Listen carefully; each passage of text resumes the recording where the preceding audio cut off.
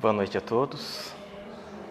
Sejam todos muito bem-vindos à Casa de Francisco. Antes da gente fazer uma leitura inicial, começar a refletir um pouquinho dos ensinamentos aqui que o Lucas vai passar para a gente, eu queria dar alguns recados a todos, né? Então, a casa, ela tem os dias de estudos. Então, na segunda, terça, quarta, quinta, nós temos estudos que as portas sempre estão abertas. Apesar dos estudos, às vezes, já está um pouquinho mais avançado no livro, não tem problema nenhum. É só chegar, o pessoal vai ser muito acolhedor, vai colocar todos a parte do conteúdo e a gente vai dar prosseguimento ao estudo, tá? Outro recadinho importante é que às sextas-feiras nós temos o Evangelho no Lar, onde o pessoal aqui no período da tarde se reúne para fazer o Evangelho em pessoas que não têm a capacidade de vir até a casa espírita, né? Então, pessoas acamadas, então é feito nas residências, e essas pessoas, né, precisam, é um pouco mais humilde, precisam de algumas coisas que a gente acaba levando, junto com o Evangelho do Lar, algumas assistências, como, por exemplo, fralda geriátrica, leite, algumas coisas nesse sentido. Então, já fica o pedido aqui aberto, quem puder e tiver vontade, trazer leite, uma caixa de leite, uma fralda geriátrica para ser encaminhado para o pessoal de sexta-feira, vai ser muito bem-vindo. E com relação à casa, para nós mantermos a casa, a gente costuma fazer um bazar, né? Então, a gente faz geralmente 2 bazares por ano, e nesse bazar é vendido roupas, coisas que a pessoa não precisa às vezes mais em casa, mas ainda funciona, o pessoal doa e a gente monta um bazar para arrecadar os fundos para manter a Casa de Francisco. Então, quem tiver alguma roupa já separada, alguma coisa para doação, que pode ser encaminhado para o bazar, novamente, é muito bem-vindo. Qualquer dia de estudo, de palestra, é só chegar com a doação que vai ser guardado ali para depois ser utilizado no bazar. Então, depois dos recadinhos dados, vamos começar com uma leitura para a gente sintonizar um pouquinho com os amparadores aqui espirituais. E a leitura que eu escolhi para a gente começar a refletir a respeito é do livro Rumo Certo, psicografado por Francisco Cândido Xavier, ditado pelo Espírito Emmanuel. E eu peguei a última mensagem do livro, a mensagem número 60, onde o título da mensagem é Proteção de Deus. Então vamos ler primeiro a mensagem aqui. E aí Emmanuel diz o seguinte: clamamos pela proteção de Deus, mas não raro admitimos que semelhante cobertura aparece apenas nos dias de caminho claro e céu azul. O amparo divino, porém, nos envolve e rodeia em todos os climas da existência. Urge reconhecê-los nos lances mais adversos. Às vezes, o auxílio do Todo Misericordioso tão somente se exprime através das doenças de longo curso ou das dificuldades materiais de extensa duração, preservando-nos contra quedas espirituais em viciação ou loucura. Noutros ângulos da existência, manifesta-se pela cassação de certas oportunidades de serviço ou pela supressão de regalias determinadas que estejam funcionando para nós à feição de corredores para a morte prematura.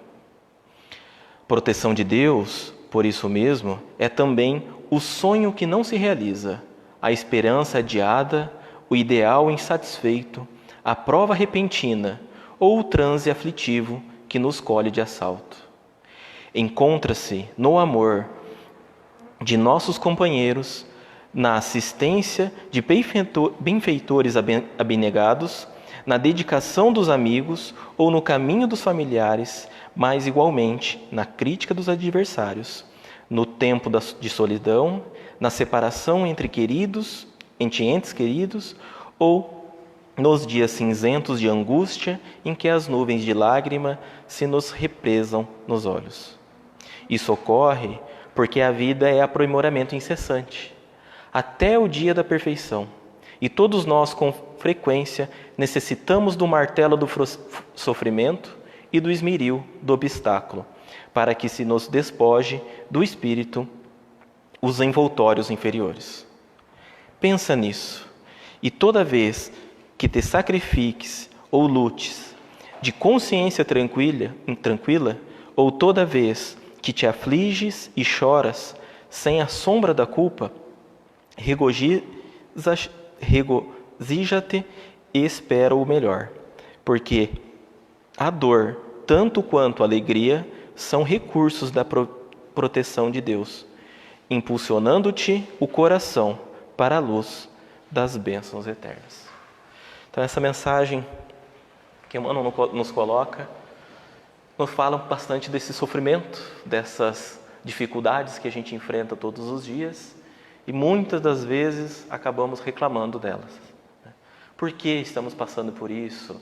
Ou tentando a todo custo evitar essas dificuldades. E Emmanuel coloca claramente que cada uma das situações que estamos enfrentando é a providência divina atuando. E na nossa visão limitada, como uma criança, que reclama que não quer ir para a escola, não percebe o bem que uma escola pode fazer a ela, nós também reclamamos, não percebendo que às vezes o emprego que não foi dado nesse momento, a dificuldade enfrentada com o familiar, nada mais é do que Deus atuando para a gente desenvolver os melhores potenciais que há em nós. Emmanuel também tem uma mensagem onde ele coloca que diz que o prego, que a gente não precisa se preocupar com o martelo batendo em nós, quem ataca nós, que igual o prego, quanto mais martelado o prego é, mais firme ele se torna. Assim é como nós. Para a gente perceber até o dia de que ser livre, ter a liberdade de atuar, nada mais é do que a gente pode parecer ambíguo, mas nada mais é do que a gente aceitar as coisas que vêm de Deus e seguir no caminho reto, porque o nosso ego limitado ainda não consegue enxergar o que é melhor para a gente. Então, antes de passar a palavra para o Lucas, que vai falar a respeito da liberdade, vamos fazer uma prece.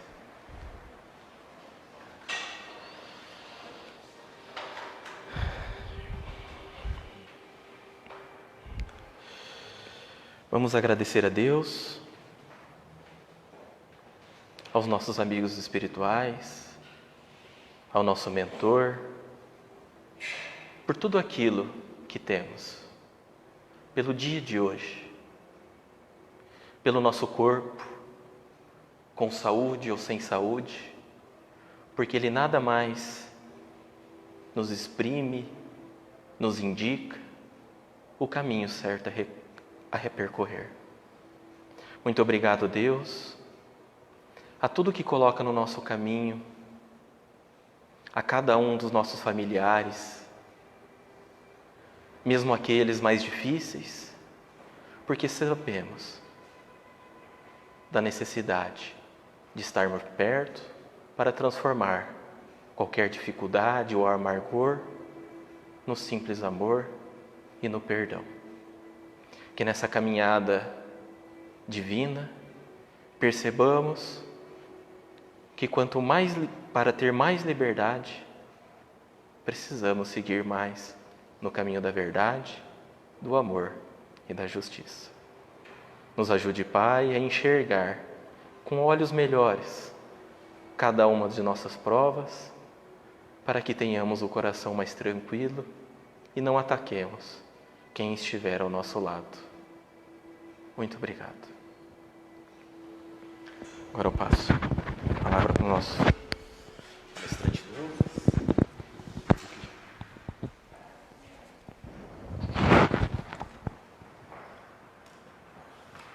Boa tarde, pessoal. Então, hoje vamos falar da liberdade, Há poucos dias, nesse mês ainda, nós tivemos uma comemoração do 7 de setembro, que foi um ato de extremo de busca pela liberdade, quando o Brasil pediu a independência do colonizador, de Portugal. E tem aquele famoso grito do Ipiranga: independência ou morte. Não sabemos se ele foi exatamente assim, aparentemente é algo ilustrativo, mas é muito interessante esse grito, porque é muito simbólico, que é o grito que todos nós queremos dar: independência ou morte.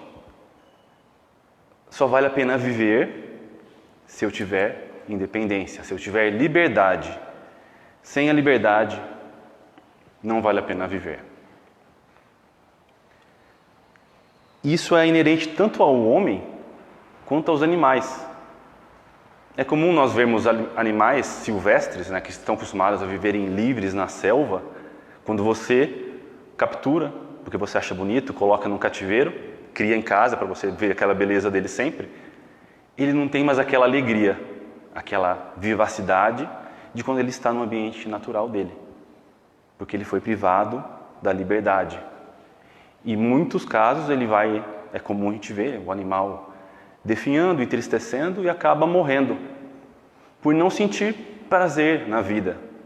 Não pode mais fazer as próprias escolhas, ele está ali limitado, controlado. E sobre esses movimentos de busca de independência, é muito comum nós vermos. Recentemente também teve isso na Espanha. Tem uma região da Espanha chamada Catalunha que iniciou um movimento pedindo independência, né? Queria se separar. Hoje nós vivemos num mundo que tem vários pontos de vista diferentes e os grupos vão se unindo e sentem que tem que brigar pela sua liberdade. Brigar, impor a outros grupos, impor a liberdade, que eu acredito que é a liberdade correta, que é a liberdade aprovada por Deus, e vou impô-la sobre o outro grupo, julgando que a liberdade do outro não é uma liberdade válida, não é a liberdade real. Então eu posso impor a minha, porque a minha é a real, a minha é a liberdade absoluta, que Deus aprova. Isso gera uma série de conflitos, né? Ainda estamos nesse movimento de conseguirmos entender em que ponto termina a minha liberdade e começa a do outro. Muitas vezes dá vontade da gente viver sozinho, abandonar tudo, viver apenas por nós mesmos, né? Já que eu penso diferente de todo mundo, eu tenho liberdade, eu quero que as coisas aconteçam do meu jeito. Mas se a gente pensar bem, nós não temos essa liberdade absoluta, porque nós dependemos de outras pessoas. Posso ser um médico, mas eu dependo de um pedreiro para fazer a minha casa, para fazer o meu consultório. Eu dependo de um agricultor para plantar alimentos, para eu ter alimentos, como me alimentar. Eu dependo de uma empresa de logística para levar esses alimentos de uma cidade para outra. Dependo de escola, de professores para ensinar os meus filhos. Nós não vivemos sozinhos no mundo. E a nossa liberdade esbarra o tempo todo na liberdade dos outros. Então, como harmonizar tudo isso? Essa que é a dificuldade da gente conseguir viver bem com todos em grupos que têm opiniões diferentes. Mas Deus, Ele nos deu liberdade a todas as criaturas. Desde o animal mais bruto até o ser mais iluminado, o angelical. Todos têm a liberdade, todos estão dispostos a receber a liberdade, porque é uma lei. E se é uma lei, ninguém consegue ficar fora dela. Mesmo que eu não queira ser livre, eu tenho a liberdade.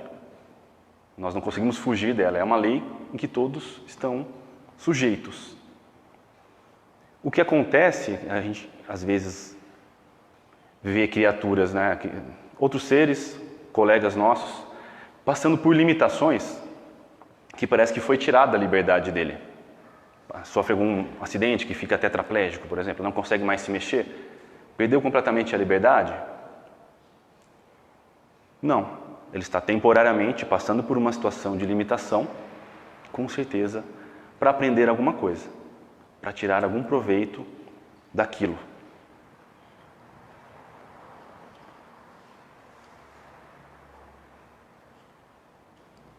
A liberdade é como uma criança Nós, como seres aqui, somos como uma criança que recebeu uma herança muito grande. Mas ela vai ter maturidade para conseguir utilizar esse dinheiro em coisas saudáveis para ela e para as outras pessoas? Não, ela é uma criança, ela não está evoluída ainda, é imatura emocionalmente, e a parte também científica, ela não tem conhecimentos suficientes para utilizar bem aquela fortuna. A liberdade é mais ou menos assim com a gente. Deus já nos concede desde que nós somos criados. Mas nós vamos tomando posse aos poucos. Como uma criança que recebe uma herança, tem um tutor que vai administrando para ela, enquanto ela não consegue ainda tomar as próprias decisões. Ela tem liberdade, mas ela não tem a liberdade ainda total, porque não consegue lidar com ela. Deus vai nos dando, nos mostrando, nos concedendo, pouco a pouco a liberdade, conforme nós vamos evoluindo, que temos mais maturidade para saber como utilizá-la, para a gente saber utilizar da maneira certa, de uma maneira saudável para nós e para o mundo onde estamos vivendo. Então, pouco a pouco, vamos tomando consciência e percebendo que é muito bom ser livre, mas a liberdade, ao mesmo tempo, traz consequências. Eu posso me cansar da minha vida, quero fazer só coisas que me agradam a partir de agora. Então, eu deixo minha casa, minha família, pego todo o dinheiro que eu tenho, deixo meu emprego e vou aproveitar tudo que tem de bom. Vou a festas, vou ficar em hotel luxuoso. O que vai acontecer comigo? É fácil de prever, não é? Daqui algumas semanas ou alguns meses, em que situação que eu vou estar? Vai ter acabado todo o dinheiro, possivelmente vou estar, se eu não tiver voltado atrás, né? Como algum andarilho da rua, dormindo em algum lugar, vivendo de esmolas. E aí quem passe e me olhe vai achar, nossa, coitado, que injustiça. Parece que, e quem conhecer essa história vai achar, nossa, você está sendo punido, né? Fez uma coisa errada, está sendo punido. Na verdade, não é uma punição, é uma consequência. É uma sequência das ações que eu tomei. Uma sequência de resultados das ações que eu fui tomando me trouxeram esse resultado. Não é uma punição de Deus. Conforme nós vamos evoluindo e exercitando essa liberdade, tendo essas consequências, aí nós vamos aprendendo maneiras melhores de utilizá-la.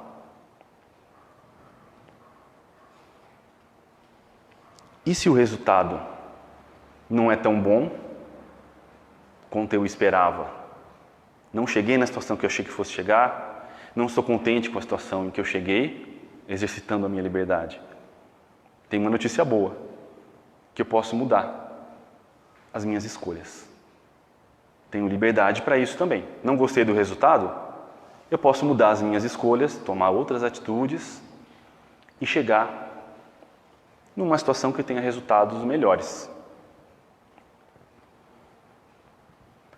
Mas e a gente vai tomando atitudes, né? A gente vai colhendo os efeitos, mas vemos que Deus muitas vezes age na nossa vida.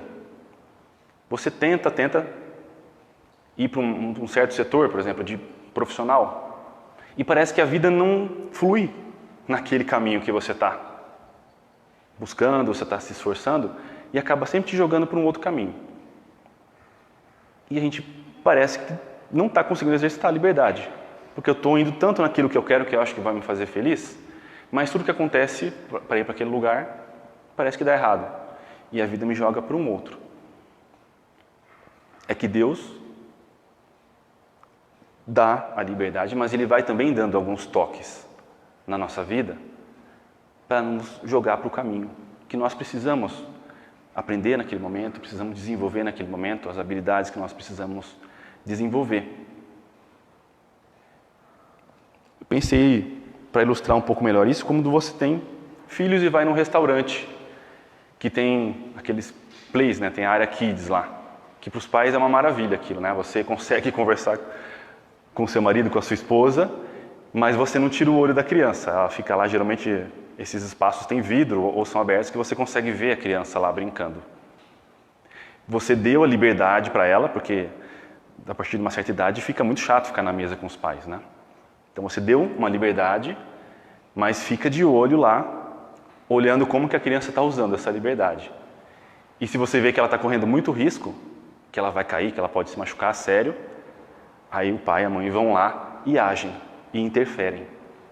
Não tirando a liberdade dela, mas conduzindo, contornando aquele obstáculo, contornando aquela dificuldade que ela poderia passar e que eu não quero que ela passe.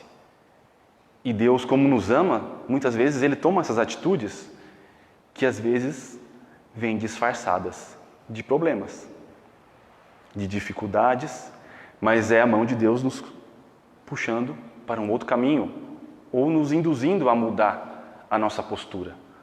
Se não está dando certo por aqui, e se eu mudar um pouco? Será que não vou ter um resultado melhor?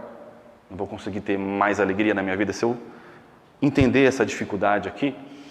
Como a mão de Deus me dando um toque, olha, talvez não seja o caminho mais adequado para esse momento. Se você for por aqui, talvez você seja mais feliz. A gente parar e avaliar a vida nesses momentos que tem as dificuldades e o que será que eu posso tirar de bom, colher com isso e como eu posso adequar o meu caminho para conseguir resultados melhores.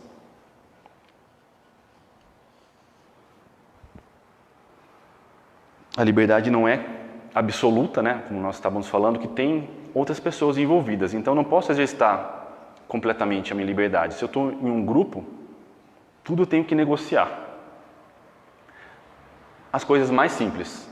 Estou no final de semana em casa, está minha esposa e minha filha. Vamos ver um filme na Netflix? Vamos. O que nós vamos escolher?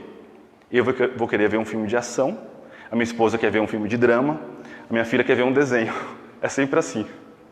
E aí vamos entrar num acordo. O que nós vamos ver? Geralmente uma comédia, um filme que dá para ver todos. A família toda pode ver. Um filme mais light, assim, né?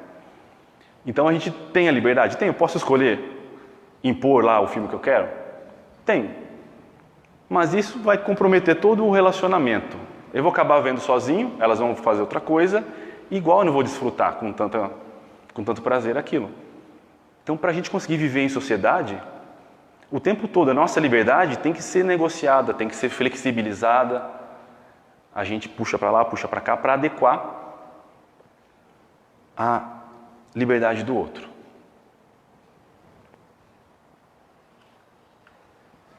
Então, mas eu obrigar, essa obrigação, uma espécie de obrigação que eu tenho, então, de o tempo todo avaliar minha liberdade e segurar, de certa forma, ela, né? Não posso fazer exatamente tudo o que eu quero. Então, não tira do homem a posse de si mesmo. O que adianta ter liberdade se eu não posso exercê-la plenamente, não posso fazer tudo o que eu quero? Eu moro num prédio, eu não posso chegar falando alto de madrugada? Posso, mas eu vou ter consequências disso, né? Mas não tira o homem da liberdade integral, absoluta? Vamos pensar um pouco sobre isso. Daqui a pouco vou trazer um outro assunto para a gente buscar uma resposta. Nessa busca nesse relacionamento com outros, né, com outras liberdades, a gente muitas vezes erra na dose. Como eu falei no começo, achando que a minha liberdade é a válida, é a mais importante do que a liberdade do outro. Olhando a história da humanidade, nós vemos o processo de escravidão. Em muitos povos, não foi só a escravidão no Brasil com os negros. Muitos povos bem mais antigos escravizavam outros povos, de várias origens diferentes. E a escravidão o que é? Você privar o outro de liberdade, qualquer liberdade. Eu pego alguém, coloco na minha casa, obrigo a trabalhar, e ela não pode escolher mais nada, ela tem que fazer aquilo que eu quero, na hora que eu quero, não pode escolher nem a roupa que vai vestir, nem o que vai comer. Mas que liberdade que nós temos de tirar o outro de fazer o que ele quer? A escravidão é um abuso da força, né? Alguns povos que em alguns momentos estavam com certos privilégios, tinham mais poder do que outros, escravizavam os outros. Mas no livro dos Espíritos fala que isso é temporário. Por que Deus permitiu haver tanta escravidão no planeta? que Deus olha muito mais longe, né, muito mais adiante. De certa forma, deu a liberdade de acontecer aquilo para o aprendizado e também porque Ele sabia que aquilo não ia ser eterno. Que conforme os seres humanos vão evoluindo, essas limitações dos outros, limitar a privacidade do outro, a liberdade do outro, vão diminuindo. E realmente nós vemos isso, né? É gradativo, é um degrau de cada vez. Foram surgindo movimentos anti-escravidão, abolição da escravatura no Brasil, direitos humanos internacionais, né, que obriga os países, as instituições a respeitarem o direito do ser humano, ninguém exercer abuso sobre a liberdade do outro. Ainda acontece? Acontece. De vez em quando a gente vê uma reportagem aí de processo de escravidão que estava escondido. Um monte de pessoas lá numa fábrica costurando a noite toda, a madrugada toda e ganhando uma miséria por isso. Então o ser humano ainda está no processo. Mas pelo menos a maior parte da população já condena, já não concorda com isso. Se nós tivéssemos nascido uns 200 anos atrás, na época que tinha escravidão, a gente ia achar normal. Porque a sociedade aprova, eu vejo todo mundo que tem bens, tem escravos, é uma coisa normal. É permitido, é bem visto. E será que, imaginando nós, vivendo naquela época lá, tive um monte de escravos, abusei do meu poder, será que Deus não vai me punir agora por um bom tempo, porque eu tomei aquela atitude de abuso do poder? Deus olha muito mais amplo do que nós. Então é considerado também, nesse processo, a responsabilidade é dada de acordo com a lucidez que você tem naquele momento. Então, se eu nasci, não tinha muita lucidez naquele momento, entendi que aquilo era normal, porque todo mundo fazia, é um certo peso. Se eu fui um dos que estimulou isso, foi um dos que criou a escravidão, por exemplo, induziu outros povos a serem escravizados, é outra responsabilidade. Eu sabia o que eu estava fazendo. Sabia que não é algo adequado e que eu estava abusando do poder. Vou ter outra responsabilidade. Então, tudo é dado de acordo com a cultura da época, né? Esse peso da responsabilidade é avaliado em mais amplo grau, não apenas da atitude da pessoa. Deus olha muito mais fundo nos nossos atos.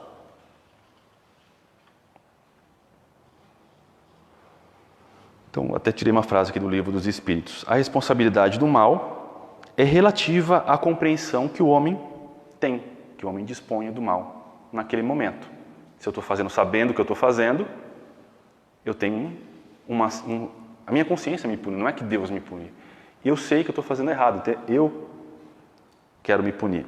Se eu não tenho noção do que eu estou fazendo, a punição não é tão pesada de mim, da minha consciência sobre mim mesmo.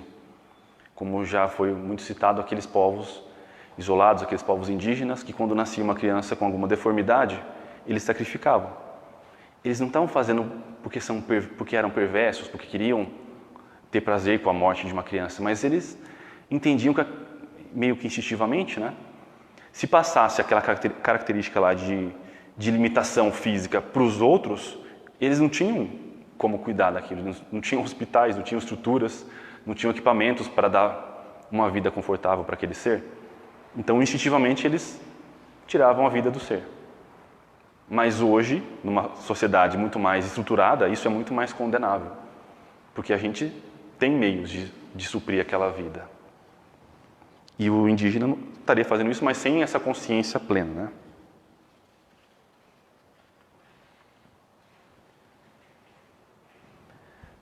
Mas está difícil a gente entender assim, tá, mas como que eu posso então exercitar de vez essa liberdade, né? Porque eu vou tentar exercitar e eu acabo abusando, eu escravizo o outro ou abuso, acabo tirando vantagem da situação do outro que é menos esclarecido, menos entendido do que eu. Aí eu vou tentar me relacionar, eu tenho que segurar muito da minha liberdade. Não tem alguma situação que eu consigo exercitá-la plenamente, que eu não tenho que colocar nenhuma trava, nenhum freio? O que vocês acham? Alguma situação que você consegue exercitar a liberdade? Alguém lembra de alguma coisa? Onde que você consegue exercitar completamente sua liberdade? No pensamento. dentro da nossa cabeça, nós podemos pensar e fazer o que nós quisermos em pensamento. A gente tem total liberdade. Agora, do pensar em colocar em prática, é que a gente vai tendo que adaptar, colocar filtros, colocar viabilidade naquilo que nós estamos pensando.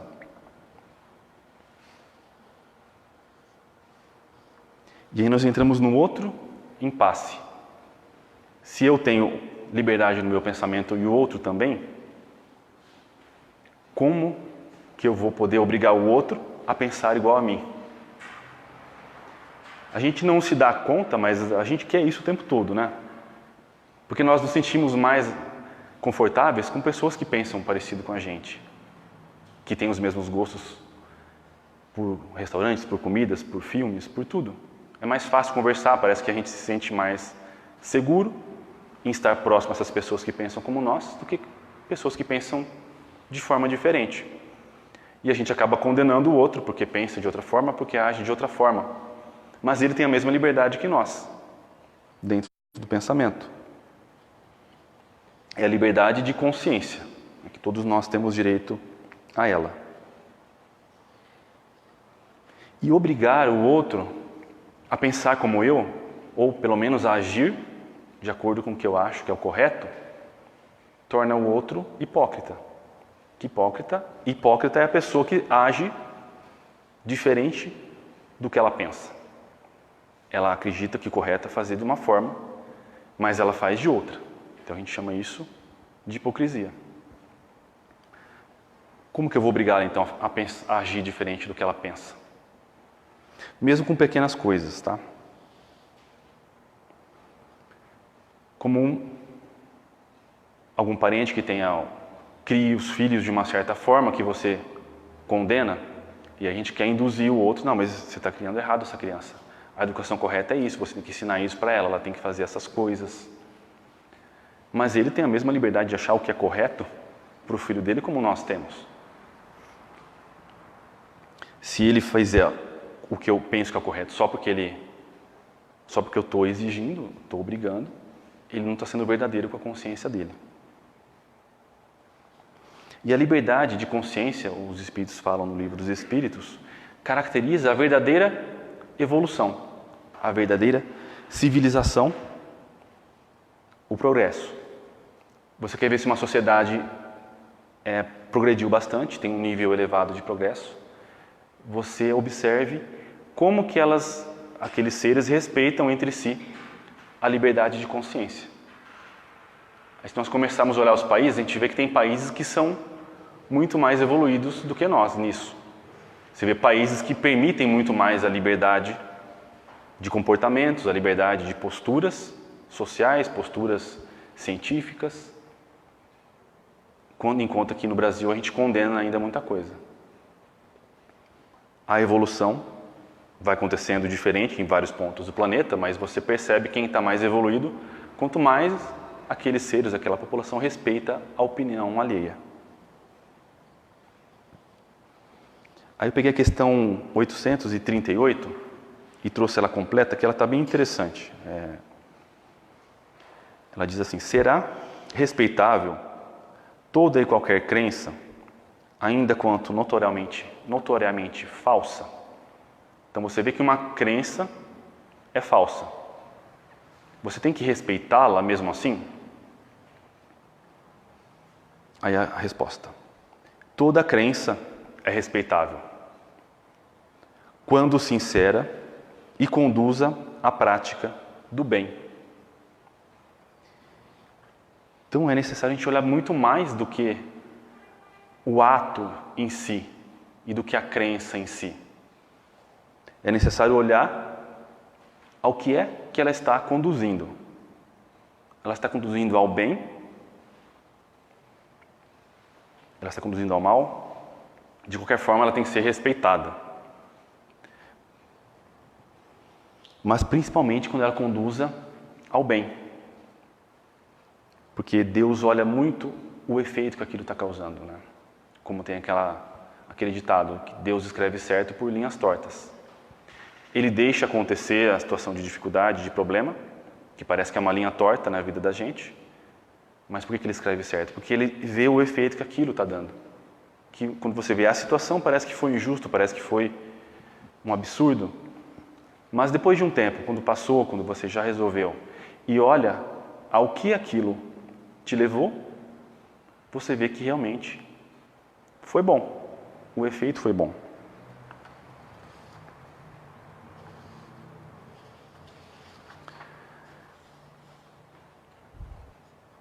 Deus olha dentro do coração.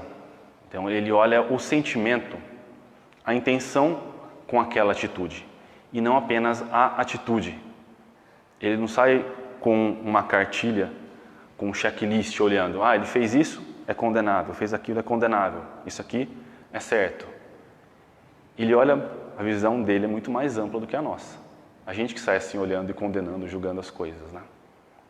Mas Deus vê muito mais, ele vê o coração, ele vê o sentimento. Porque ele está conectado a nós o tempo todo. Então vamos pegar um comportamento e julgá-lo com a nossa visão de ser aqui encarnado? A mentira. Mentir. É um ato bom ou ruim? A gente responde ruim. É feio mentir, leva a consequências muito ruins. Mas e se a sua esposa chega para você e pergunta: essa roupa ficou bonita em mim? O que você vai responder? É complicado a gente ser rigoroso. Não, é sempre condenável. Não é uma mentira, mas é uma... Pelo menos se abster de responder. Não sei, você decide. Né? Para não ter consequências mais sérias. Tem um filme muito interessante onde mudou meu conceito sobre como Deus olha as coisas, né? Chama O Primeiro Mentiroso. Não sei se vocês já assistiram. Tem na Netflix. É muito interessante. Imagine uma sociedade onde todas as pessoas falam absolutamente a verdade. Em todas as situações. Elas nunca mentem sobre nada. Igual as crianças que não têm filtro, sabe? Então tinha um homem lá que estava saindo com uma garota. Tinham tido o primeiro encontro e ele ligou para ela para convidá-la de novo para um segundo encontro. Então ela falou: olha, eu não sei, provavelmente vai ser nosso último encontro. É nesse grau de veracidade das coisas, né? Mas por quê? Ele perguntando. Não, mas sabe, eu achei você com o nariz muito batatudo e eu sei que se nós casarmos, a metade da genética da criança vai ser sua e eu não quero ter filhos com o nariz batatudo. Então acho que eu não vou namorar com você, não. Então, as pessoas falavam completamente a verdade. Então, a gente tem isso como o correto, mas você começa a assistir o filme e você percebe que elas estão sendo extremamente cruéis. Elas não estão sentindo com o coração, não estão se colocando no lugar do outro. E, de repente, esse homem que namorava essa moça, ele começa a perceber as coisas de uma forma diferente. Ele começa a usar certas mentirinhas, mas que levam a um bem maior. Ele estava chegando em casa, aí o vizinho dele estava saindo, ele pergunta: tudo bem com você? Aí ele: tudo bem. Essa noite eu estava pesquisando ali como fazer suicídio por asfixia. Eu estou pensando em fazer, porque eles falavam só a verdade, né? Eu estou pensando em fazer. Então ele falou: não, ele sentindo, né? Não vou deixar esse cara fazer isso. Não faça isso. Por que você vai fazer isso? Não, porque a minha vida está muito difícil, está muito complicada, estou sofrendo, então eu vou fazer isso. E ele fala: não, mas as coisas vão melhorar. Olha, vamos marcar de sair hoje à noite, a gente janta alguma coisa, a vida vai melhorar. Aí ele: vai melhorar mesmo? Porque eles só diziam a verdade, então ele tinha certeza que o outro estava falando a verdade para ele. E ele se anima e não comete o suicídio. Então você começa a perceber quem que está sendo amoroso realmente naquela sociedade, quem que está se colocando no lugar do outro e tendo amor e empatia pelas pessoas. Você vê que era ele. Tá? Eu não estou dizendo aqui que a mentira é o que todos nós temos que fazer, mas que a gente tem que ir além do conceito básico das coisas. Que a gente tem que se esforçar para olhar o coração, para olhar o sentimento que a pessoa está tendo em ter determinada atitude. Porque Deus olha assim para nós. E é por isso que Ele não nos condena. Ele olha que a gente errou, mas a gente está querendo acertar. Que daqui a pouco nós vamos achar o caminho correto. Então a coisa é muito mais ampla, não é tão simples, né? Por isso que nós temos que olhar para a nossa própria consciência. E não fazer o que todo mundo está fazendo, o que a sociedade tem como o correto. Nós buscarmos dentro de nós, perguntar para o nosso coração. Uma vez eu tinha que tomar uma decisão séria em relação ao meu trabalho, eu estava muito confuso, perturbado, qual que é a atitude correta para eu tomar? E acabei vindo aqui fazer um atendimento fraterno com a lindonesa, achando que ela ia me ajudar a falar qual que é a solução, qual que é o caminho correto. E ela só falou assim para mim: pergunta para o seu coração. O coração não mente. Ele vai te falar a verdade, o que você deve fazer. E foi o que eu fiz. O que eu quero, o que eu sinto que é a atitude correta que eu tenho que tomar? Qual o caminho que eu tenho que seguir? E foi realmente o melhor. Que me trouxe mais satisfação, que me trouxe mais contentamento. Pode ser que eu estivesse errado, eu ia sofrer algumas consequências, mas o importante é seguir. Sempre o que você tem como o correto, como o que você deseja, porque Deus vai olhar isso. Ele errou querendo acertar. E Deus está dentro de nós, na nossa consciência. Assim diz o livro dos Espíritos. Onde que nós podemos encontrar Deus? É na nossa consciência. Então, de alguma forma, Ele está ali também, nos orientando, nos conduzindo para o caminho correto.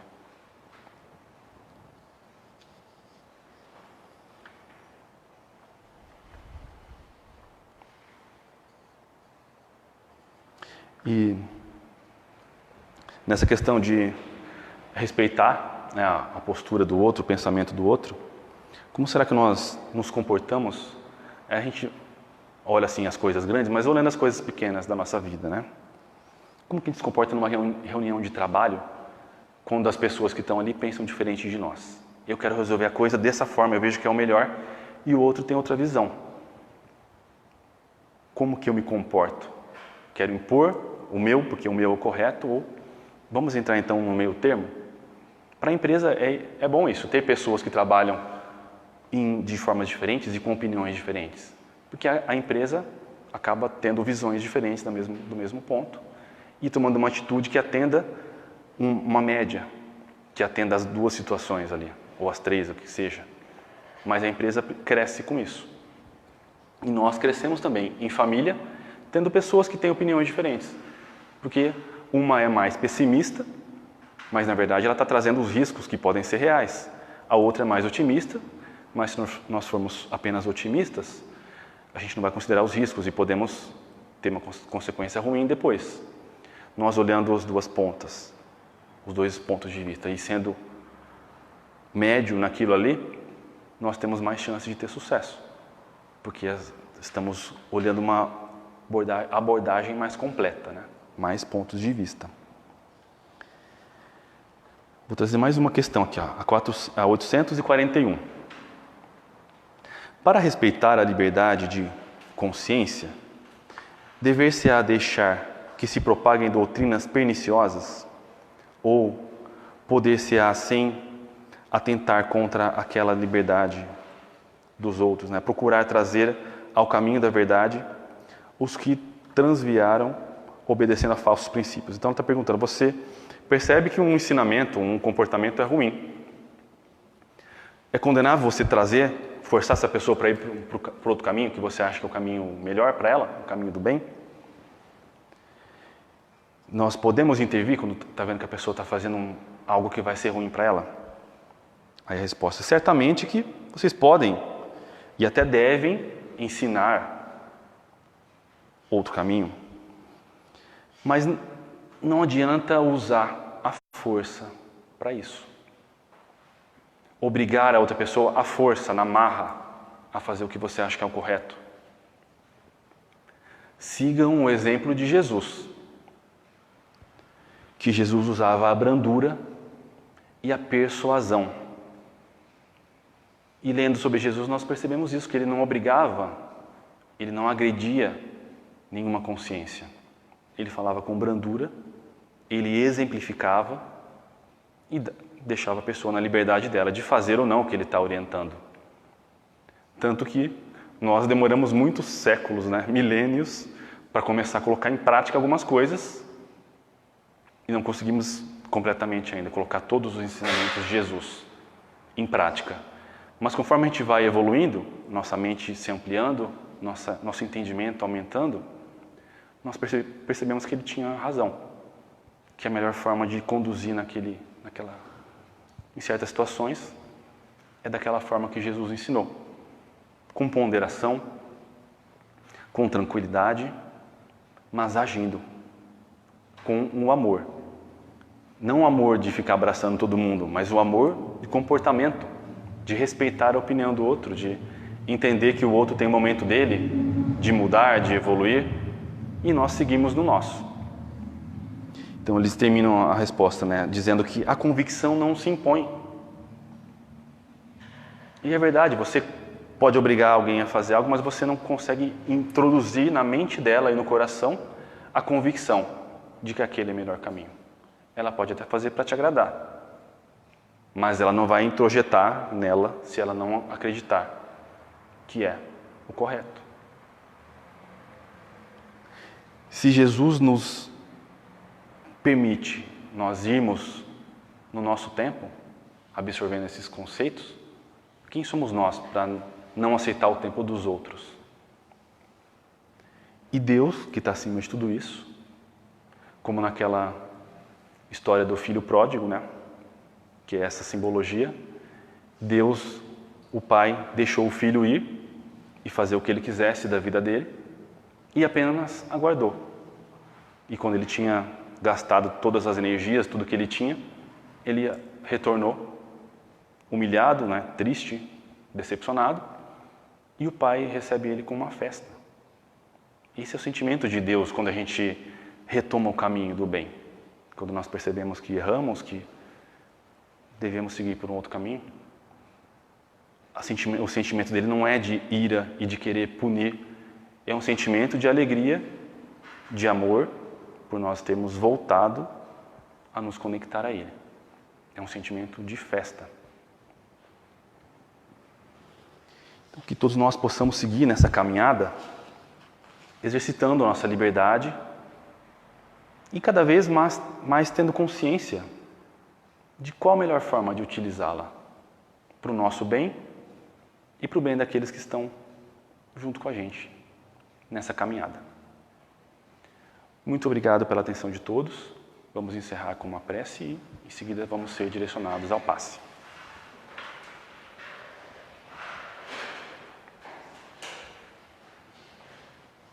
Amado Deus, aqui estamos buscando a nossa autoiluminação, nosso desenvolvimento. Buscamos o Teu amor, Pai. E para isso, pouco a pouco vamos aprendendo a confiar e a deixar que o Seu amor penetre em nossos corações e nos transforme e traga a luz que ilumina o nosso caminho e que ilumina todos à nossa volta. Que possamos voltar para os nossos lares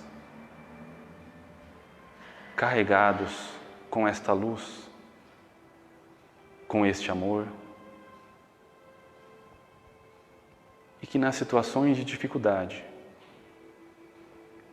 nos lembremos de Ti,